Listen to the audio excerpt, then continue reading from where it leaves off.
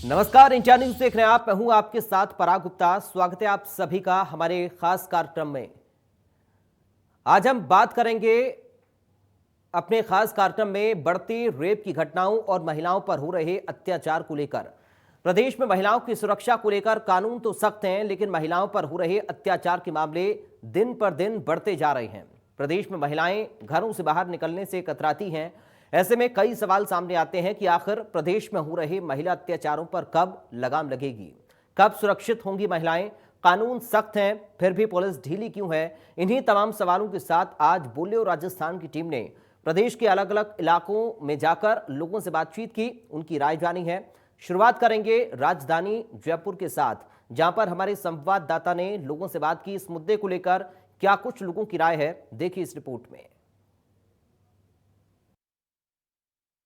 प्रदेश में महिलाओं और बच्चों के साथ रेप की वारदातें लगातार बढ़ती जा रही है। महिलाओं और बच्चों के साथ रेप के आंकड़ों में जिस तरह बढ़ोतरी हो रही है, इससे साफ जाहिर हो रहा है कि देश और प्रदेश में महिलाएं और बच्चा सुरक्षित नहीं है। बोलियो राजस्थान के खास कार्यक्रम में मेरे साथ कुछ महिलाएं मौजूद है, उनसे ही बातचीत करते हैं।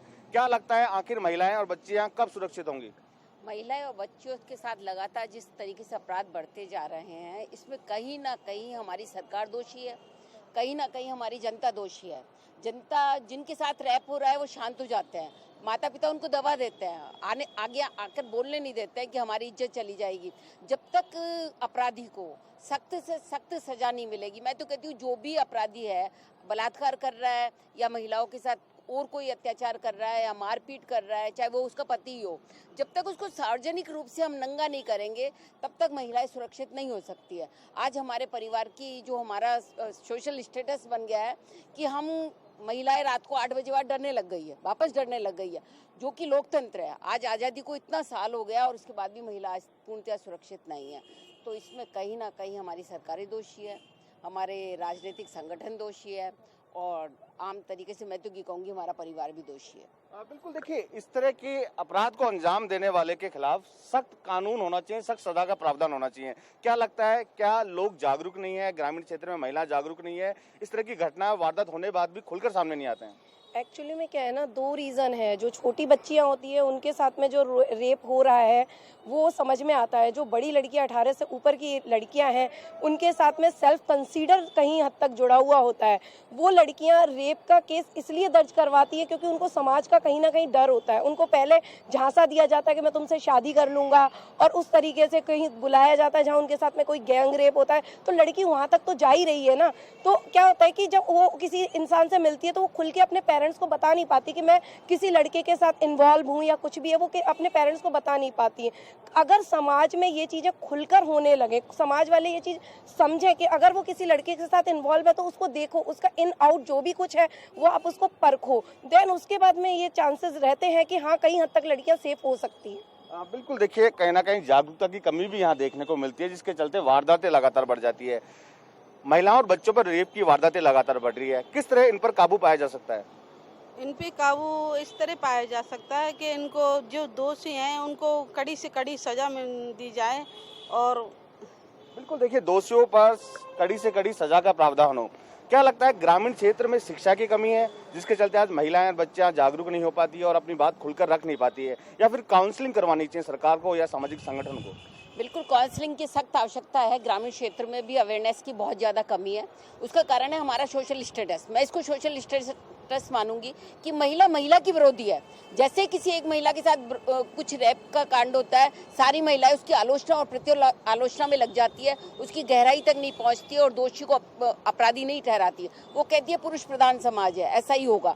तो मैं ये कहती हूँ काउंसलिंग की सख्त से सख्त आवश्यकता है और एनजीओज को इसके लिए आगे आना चाहिए, समाज को आगे आना चाहिए, महिला संगठनों को आगे आना चाहिए, गाँव में अवेयरनेस कैंप लगाने चाहिए। बिल्कुल, देखिए, काउंसलिंग करने की भी जरूरत है, क्योंकि आज जो रेप पीड़िता होती है वो भय के साए में रहती है और खुलकर जो है अपना पक्ष रख नहीं पाती है। क्या लगता है, रेप की वारदातों पर किस तरह लगाम लगाया जा सकता है? देखिए, महिला दुष्कर्म के जो मामले हैं वो लगातार बढ़ते जा रहे हैं। इसको रोकने के लिए जरूरत है कि सरकार इस पर कोई सख्त और कोई डिसीजन वाला कोई कानून बनाए। अपराध हो जाता है पर उस पर नतीजा आते आते कई साल लग जाते हैं, जिसके चलते भी अपराधियों को कहीं ना कहीं अपराधी सक्रिय हो रहे हैं और उनको बढ़ावा मिलता है कि इतने सालों में नतीजा आएगा, तब तक जाने क्या हो जाए। बिल्कुल, देखिए, सख्त कानून बनाने की भी जरूरत है। क्या लगता है, अपराधियों में भय नहीं रहा है, अपराध करने के बाद जेल जाता है, छूटने के बाद वैसे ही वारदातों को अंजाम देता है। एक्चुअली में क्या है कि पुरुष प्रधान समाज जिसको कहा जाता है, अपने लड़के को हम लोग उस तरह से एजुकेट करते हैं कि लड़के को हर तरह की छूट होती है। तो पुरुष प्रधान समाज होने के कारण उनके अगर वो कुछ गलत भी करते हैं तो पेरेंट्स वगैरह आगे आके नहीं मेरा बेटा, ऐसे कई सारे कांड हैं जिसके अंदर पेरेंट्स अपने बच्चे को सपोर्ट कर रहे हैं। अगर वो लड़की छेड़ने जाता है, लड़की छेड़ के आता है तो बोलते हैं वाह वाह मेरे लड़के की तो देखो 4 से 5 गर्लफ्रेंड है। और वहीं कोई लड़की अगर किसी लड़के के लिए कुछ होता है तो वो बता नहीं पाती। और ऐसे में अगर कोई बंदा पकड़ा भी जाता है तो सभी लोग उसको बचाने में लगे रहते हैं। एक लिमिट क्रॉस उस पर पैसा खर्च किया जाता है, वकील अच्छे से अच्छा हायर करता है। और लड़की पहले तो समाज की वजह से चुप रहती है, प्लस उनके पास इतना पैसा नहीं होता कि वो जाके वहाँ पे लड़ सके। और जैसे तैसे कोई लड़की हिम्मत भी करती है तो समाज के डर से वो नहीं कर पाती। तो कुल मिला के जो अपराधी है उनको बिल्कुल भी थोड़ा भी ना तो सरकार का भय है, ना किसी का सख्त कानून का भय है, और उन्हें समाज का बिल्कुल भी भय नहीं है। हाँ बिल्कुल, देखिए हालांकि अपराधियों में अब भय नहीं रहा है, अपराधी लगातार वारदातों को अंजाम दे रहे हैं। तो ऐसे में जरूरत है सरकार को सख्त कानून बनाने की, और जो अपराध कर रहे हैं उनको सख्त सजा का प्रावधान हो, कानून में बदलाव हो। साथ ही साथ ग्रामीण क्षेत्र में काउंसलिंग की प्रक्रिया को शुरू किया जाए, क्योंकि कई जो रेप पीड़िताएं होती है खुलकर सामने नहीं आ पाती है और कहीं ना कहीं अपने पक्ष नहीं रख पाती है। तो ऐसे में सरकार को, सामाजिक संगठनों को, एनजीओ को आगे आना होगा, जागरूकता अभियान चलाने होंगे और काउंसलिंग करनी होगी, तब जाकर कहीं ना कहीं रेप की वारदातों पर लगाम लग सकती है। कैमरा पर्सन नरेंद्र के साथ मैं प्रशांत, इंडिया न्यूज, जयपुर। वहीं उदयपुर से हमारे संवाददाता अभिषेक ने महिलाओं पर हो रहे अत्याचार को लेकर लोगों से बात की और उनकी राय जानी। देखिए रिपोर्ट। प्रदेश में लगातार बढ़ते महिलाओं पर अत्याचार को लेकर उदयपुर में डीवाईएसपी चेतना भाटी मैडम क्या सोचती है, उनकी हम राय जानना चाहते हैं, क्योंकि एक पुलिसिंग सबसे महत्वपूर्ण हिस्सा होता है किसी भी अपराध को खत्म करने का या किसी भी अपराध को होने से रोकने का। चेतना भाटी डीवाईएसपी मैडम हमारे साथ हैं, वो किस नज़र से महिला अपराध को देखती है, महिलाओं पर बढ़ते अत्याचारों को देखती है, उनसे बात करेंगे। मैडम स्वागत करता हूँ। धन्यवाद अभिषेक जी। सबसे पहले तो है कि आपने बहुत ही अच्छा मुद्दा उठाया, जो समाज का एक ज्वलंत मुद्दा काफ़ी टाइम से रहा है और वर्तमान में भी है। अपन ने देखे हैं कि बालिकाओं के साथ में बलात्कार के मामले हो रहे हैं, महिलाओं के साथ में बलात्कार के मामले हो रहे हैं, घरेलू हिंसा के मामले हो रहे हैं, 498 के मामले हो रहे हैं, लड़कियों को, महिलाओं को घर से निकालने के मामले हो रहे हैं, बच्चियों के भागने के मामले हो रहे हैं, अपहरण के मामले हो रहे हैं। ऐसा कोई भी तथ्य नहीं है जिसने आईपीसी को इस अपराध को कवर नहीं किया हो। और अपन देखते हैं कि जो बालिकाओं के मामले हैं तो सरकार ने बहुत सख्त कानून बनाया है पोक्सो का। और अपन ये भी देखते हैं कि वर्तमान में जो न्यायपालिका है वो किस कदर से बहुत अच्छे फैसले बालिकाओं के हित में देती है, जिसकी वजह से पुलिस और सरकार दोनों का इकबाल बुलंद होता है उन फैसलों की वजह से। क्योंकि न्याय में डिले भी एक तरह से न्याय की हत्या ही मानती हूँ मैं। तो इस वजह से जो फैसले आ रहे हैं वो निस्संदेह बहुत ही अच्छे फैसले हैं, जो हमारे जैसे जो आईओ है इनके मॉरल को भी अप करते हैं।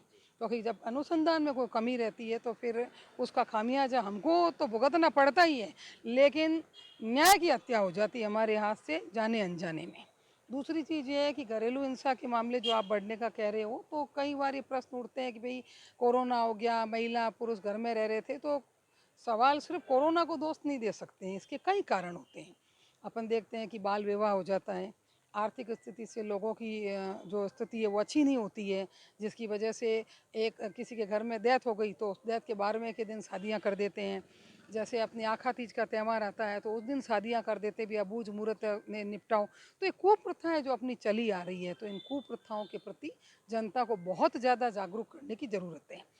फिर क्या होता है कि समाज के अंदर एक चीज़ ये भी आती है कि भी कैसे केस लड़ेंगे, कहाँ जाएंगे, कैसे वकील करेंगे। तो जिला विधिक सहायता केंद्र जो है वो निःशुल्क सहायता प्रदान करता है। किसी भी महिलाओं को डरने की, घबराने की कतई आवश्यकता नहीं है। वो ये सोचती है कि मैं कहाँ जाऊंगी। तो वन स्टॉप सखी सेंटर खोले गए हैं, महिला परामर्श केंद्र खोले गए हैं, महिला थाने खोले गए हैं। सरकार की तरफ से कोई कमी नहीं है, लेकिन कमी इस बात की है कि काफ़ी चीज़ें लोगों को पता नहीं है। तो इसमें दायित्व सबका बढ़ जाता है। मीडिया का जो चौथा स्तंभ है, आप जैसे लोग उनका लोकतंत्र का चौथा स्तंभ का भी बहुत ज़्यादा आपकी रेस्पॉन्सिबिलिटी बढ़ जाती है कि आप इस चीज़ को जनता अगर आम जन तक पहुँचे। हमारे भी प्रयास रहते हैं, समय समय पे प्रोग्राम करते रहते हैं। और आपने देखा है कि इतनी ज़्यादा सोशल मीडिया इतना ज़्यादा एक्टिव हो गया है कि आप देखते हैं कि कोई घटना होगी ना तो घटना के बारे में पहले नहीं जानेंगे, उसके वीडियो लोग पहले बनाने लगते हैं। तो ये चीज़ें भी क्या है कि कहीं ना कहीं इस चीज़ को प्रभावित करती है और मामला सरकार के और प्रसंग ज्ञान में आता है। तो एक तरह से ये अच्छी चीज़ है, क्योंकि यदि किसी के साथ घटना होती है, वो डर गई है, किसी को पता नहीं पा रही है, किसी को पता चल गई है, वो नहीं बताता है, तो भी वो न्याय की हत्या करता है। तो मेरी अच्छा, इसके साथ साथ मैं एक चीज़ और कहना चाहूँगी, जैसे हम सेल्फ डिफेंस के हम शिविर चलाते हैं उदयपुर पुलिस में। जैसे मैं हूँ तो हम लोग जनवरी 2020 से लगे हुए हैं, तो रोज़ हर महीने हम लोग इसका शिविर चलाते हैं, बालिकाओं को कानूनी ज्ञान देते हैं, बालिकाओं की समस्याओं को सुनते हैं। तो मैं अभी एक नया प्रयोग और शुरू करने वाली हूँ। मैंने बड़गांव के सरपंच साहब, वहाँ के जो टीचर्स वगैरह, उनसे बात भी की स्कूल के, कि हम लड़कों को भी कानूनी ज्ञान देंगे कि अगर मेरी बच्ची है, मेरी बच्ची के साथ कुछ हो गया है, तो करने वाला कोई लड़का है, या मेरा एक लड़का उसने कोई गलत काम कर लिया है, तो मैं उतनी ही रेस्पॉन्सिबल हूँ, चाहे वो बालिग है चाहे नाबालिग है। निस्संदेह कहीं ना कहीं सामाजिक स्तर पर हमारे संस्कारों को चोट बहुत तेज पहुंची है, जिसका परिणाम हम भुगत रहे हैं। तो लड़कों को भी इसका नॉलेज होना चाहिए, ज्ञान देना चाहिए, क्योंकि कई बार जब छोटे मोटे मैटर हो जाते हैं तो अपन देखते हैं कि लड़कों को पता नहीं होता है कि लड़की के पीछे जा रहा है, या उसको देख के सीटी बजा रहा है, या उसके कपड़ों के ऊपर, उसकी चाल के ऊपर कमेंट्स कर रहा है। तो कई तरह की चीज़ें जिसको कानून ने गलत माना है, उसको नॉलेज नहीं होता है। लेकिन नॉलेज होता है तब तक बात बहुत बढ़ जाती है और उसके बहुत दुष्परिणाम होते हैं। तो ऐसी कंडीशन के अंदर हमारी रेस्पॉन्सिबिलिटी है कि हम बच्चियों के साथ साथ घरेलू माहौल को सुधारें, लोगों को इस बारे में जागरूक करें, लड़कों को इस बारे में जागरूक करें, क्योंकि उनको ये भी नहीं पता होता है कि जिस प्रकार गंभीर अपराध कर रहे हैं वो इसमें से कुछ नहीं है। लड़की को लेके चले गए, बालिग है, लड़की को लेके चले गए, लेकिन उनको पता नहीं है कि अपहरण के मामले में आप जेल चले जाओगे, नाबालिग का किया हुआ कोई कथन वैलिड नहीं है। तो ऐसी कंडीशन के अंदर आपको सजाएं भी उसकी बड़ी खतरनाक है। तो आप एक छोटी सी गलती के पीछे, आपका एक छोटा सा गलत कदम न केवल आपका बल्कि आपके पूरे परिवार का सत्यानाश करता है, आपको जेल भिजवाता है, जिंदगी भर आपके ऊपर कलंक लगता है। तो इन सब को मिटाने के लिए बहुत ज़रूरी है कि हम पुलिस तंत्र अपनी मुखबिरी को, हमारे तंत्र को, हमारे इन्वेस्टिगेशन की क्वालिटी को बहुत ऊंचा करें। न्यायपालिका जिस ढंग से कार्य कर रही है, और उम्मीद करते हैं कि और अच्छी तरह से इनके अच्छे अच्छे फैसले हो जो न्याय के हित में हो, जो न्याय के हित में वो हो। साथ में आप जो लोकतंत्र के चौथे स्तंभ है, ये अवेयरनेस का कार्यक्रम करें। और आम जनता जब हर घर का आदमी ये सोचेगा, देखो मेरी कविता का एक लाइन बताऊंगी कि घर घर में अब तो रावण है, राम कहाँ से लाओगे। मैं कहती हूँ किस किस को हरिश्चंद्र बनाओगे। तो इस कविता का कहने का मतलब ये है कि रावण जो था वो घर घर में हो गए हैं, तो राम कहाँ से आएगा। तो राम तो अपने को ही बनना पड़ेगा, और इसके लिए अपने को बहुत ज़्यादा प्रयास की ज़रूरत है। Thank you. बिल्कुल मैडम, जिस तरह से आपने सुना कि घर घर में अब रावण है, राम कहाँ से लाओगे, ये पंक्तियां चेतना भाटी मैडम की लिखी हुई है। और आपको यहाँ बता दें कि बेटी बचाओ बेटी पढ़ाओ का नारा देने वाली चेतना मैडम है, इन्होंने जिस तरह से बेटियों को बचाने के लिए एक बहुत बड़ा नारा दिया था, जो आज सभी की जुबान पर है। ऐसे में एक अंतिम सवाल और पूछना चाहूंगा कि मैडम, जिस तरह से आज की युवा पीढ़ी जल्दीबाजी में जल्दीबाजी कर लेती है किसी भी डिसीजन को लेने के लिए, कभी शादी के लिए भी दोनों मिलते नहीं है, बराबर से एक दूसरे को समझते नहीं है और जल्दीबाजी कर लेते, तो क्या ये कोई कारण है बड़ा? बहुत अच्छा प्रश्न आपका, बहुत ही बढ़िया प्रश्न है। मेरे उत्तर में ये चीज़ छूट गई थी, लेकिन आपने उठा दिया। मैं साइबर क्राइम के ऊपर आना चाहूँगी। सोशल साइट जो है, चाहे वो व्हाट्सएप है, फेसबुक है, इंस्टाग्राम है, और भी कई चीज़ें हैं जिसकी वजह से लड़के और लड़कियों के अंदर दोस्ती हो जाती है, बच्चियाँ भाग के आ जाती है, गलत काम हो जाते हैं, उनकी लाइफ स्पॉइल हो जाती है। तो इस संबंध में भी लड़कियों को भी होशियार होने की ज़रूरत है, और उनके पेरेंट्स की भी होशियार होने की ज़रूरत है कि हमारी बच्ची की थोड़ी सी, मैं ये नहीं कहती हूँ कि आप किसी का जासूसी करो, लेकिन हमारी जिम्मेवारी है कि हम इसके ऊपर थोड़ा ध्यान दें, लड़कों को भी अवेयर करें, लड़कियों को भी अवेयर करें। मतलब इतना कॉन्फिडेंस आप गैप मत रखिए। अब क्या हो रहा है कि समाज के जो हमारे रिश्तों के अंदर गैप आने लगा, इस गैप की वजह से बच्चियां कई बार घर छोड़ के चली जाती है। आपने डांट दिया तो चली जाएगी, कोई प्रॉब्लम होगी तो बात नहीं बता पाएगी, कोई छोटी बात होगी तो आत्महत्याएं कर लेगी। तो मैं बच्चियों को, लड़कों को बताती हूँ कि शिव खेड़ा साहब ने अपनी किताब जीत आपकी में एक बहुत अच्छी चीज़ लिखी, जो मुझे सबसे ज़्यादा पसंद आई, कि आत्महत्या अस्थायी समस्या का अस्थायी समाधान है। अगर आपकी समस्या कोई भी स्थायी नहीं है, अगर मृत्यु एक स्थायी है, एक मृत्यु स्थायी है, उसके अलावा कोई भी समस्या स्थायी नहीं है, आज समस्या है, कल चली जाएगी। आपके साथ कुछ भी गलत हुआ है तो उसको शेयर कीजिए, मन को हल्का कीजिए, कानून का साथ लीजिए, अपने पेरेंट्स को, अपने टीचर्स को, अपने आसपास को, रिश्तेदारों को प्रॉब्लम्स बताइए। अगर बताओगे नहीं तो फिर आप उड़ते रहोगे, आपका लाइफ स्पॉइल होगा और अंत में आप आत्महत्या जैसे कदम उठा लेते हो। तो साइबर क्राइम के प्रति भी बहुत अवेयरनेस की ज़रूरत है। अपन देखते हैं कि बेचारे कई बार लड़कियों को बेवकूफ़ बना के उनके खातों से पैसे खाली कर देते हैं, माँ बाप से पैसे मतलब उनको इस कदर मजबूर करते हैं कि वो माँ बाप के घर से पैसे चुरा के ले जाती है। तो इस प्रकार के अपराधों को रोकने के लिए बहुत ज़रूरी है कि हम एक जागरूकता कार्यक्रम के साथ साथ उनको मोटिवेट भी करें। गलत कोई चीज़ हो गई है तो उनको माफ़ी देने का भी हम मन रखें, उनको टॉर्चर नहीं करें। जो बच्चे गलत करते हैं उनको टॉर्चर करते हैं, फिर बच्चे आत्महत्या कर लेते हैं, डर जाते हैं कि अरे मैं फेल हो जाऊंगा, जाके फांसी खा लेते हैं। तो मैं बताती हूँ बच्चों को कि आप तो मर जाओगे लेकिन आप अपनी 7 पीढ़ियों को मार के जाओगे। पेरेंट्स कभी आपका बुरा नहीं चाहते हैं और ये चीज़ अपने को समाज को बतानी पड़ेगी। साइबर क्राइम के प्रति बहुत ज़्यादा जागरूक करने की ज़रूरत है। बिल्कुल, सोशल मीडिया जो है वो कहीं ना कहीं महिलाओं पर बढ़ते अत्याचार का जिम्मेदार है और जो काउंसलिंग है वो सिर्फ पुलिस ही नहीं बल्कि परिवार भी अगर अपने बच्चों के साथ काउंसलिंग बराबर करता रहेगा तो कभी भी किसी अनहोनी घटना की जो अंदेशे हैं वो खत्म हो जाते हैं और कोई गलत राह पर जाने से रुक जाता है। और जब तक काउंसलिंग प्रॉपर नहीं होगी, आत्महत्याएं जैसी घटनाएं, महिलाओं के साथ बलात्कार जैसी घटनाएं, घरेलू हिंसा जैसी घटनाएं कभी रुकने का नाम नहीं लेगी। उदय,